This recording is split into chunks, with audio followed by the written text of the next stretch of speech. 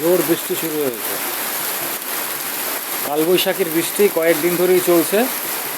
আজকে সন্ধেবেলা আবার শুরু হয়েছে। এই নিয়ে পরপর 3 দিন হলো এই বৃষ্টি পড়ছে। রোজ রাতে এরকম বৃষ্টি হয়, আবহাওয়াটা একদম ঠান্ডা ঝিম জমে যায়, আবার পরের দিন সকালবেলা ঠাটা পোড়া রোদ, আবার সেই গরম। এই এক অদ্ভুত আবহাওয়ার বৈপরীত্য এই সময় দেখা যায়, এই এপ্রিল মাসের এই সময়টা, কালবৈশাখীর এই সময়টা।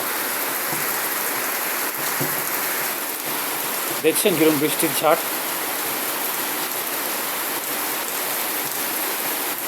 এই আমাদের বাংলাদেশের পশ্চিমবঙ্গের এবং ওপার বাংলার এক ইউনিক আবহাওয়ার চরিত্র, ক্যারেক্টারাইজেশন।